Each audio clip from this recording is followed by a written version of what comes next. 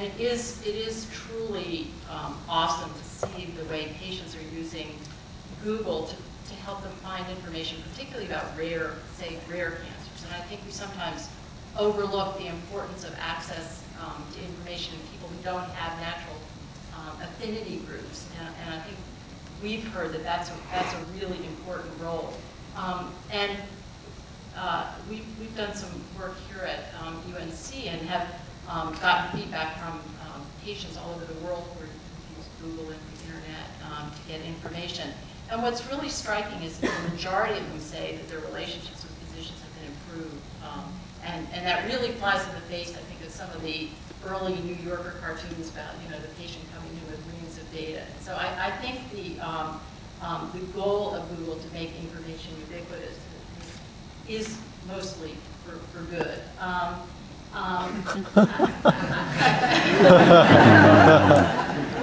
Just a couple other quick comments. A couple of weeks ago, I was talking to a physician from the Democratic Republic of Congo who was talking about the fact that there may be libraries, but they don't have books. And it's clear that merely bringing books in is not going to solve problems.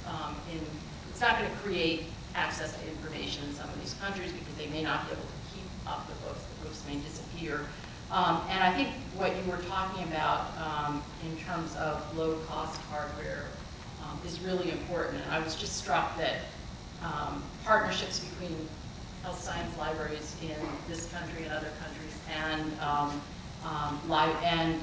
universities around the world and Google may be really valuable. And I know there are some of those partnerships, but they're on a much smaller scale. And just two other comments. We had I guess it was the co-op that had information broken down by patients and health professionals and other categories.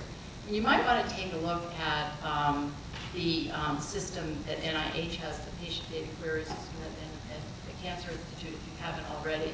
Because they got away over the years of distinctions between patients and health professionals. Because what they found is that a highly motivated patient, cancer patient, who is really, really committed to find out about their cancer, actually may want information at a level of the health professional. So you might want to just take that into consideration. And if I can ask a question, I wonder from your perspective about the internet, what you've learned from Google, what kind of training you think our students might need that they're not now getting?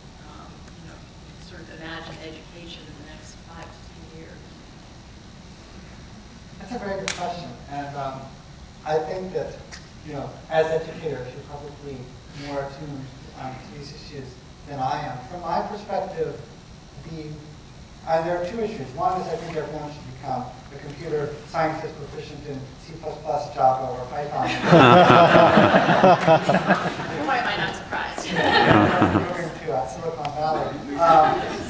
But I think in terms of using the kinds of information available, I think the major skill, and it's one I think every education institution tries to instill, the always kind of sideways or through a back door, is the ability to critically evaluate information. Our basic tenet, our underlying assumption, and I don't want to hear that there was a paper 4 years ago that said this is wrong, is that more information is better. That, in a particular instance, maybe yes, maybe no, but in the aggregate, the more information that's available, the better your decisions are, the better your life can be. But that's only true if you're able to make sense of that information. And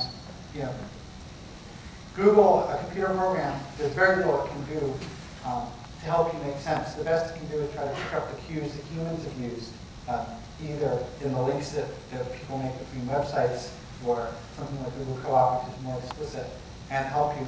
But in the end, it's going to be the user who has to make that decision, has to make that distinction, has to be able to make that information work for them. And I think that one of the major goals of education will be, and I hope it's true actually, is that less rote passing on of knowledge and more the ability to think critically in this particular way of analyzing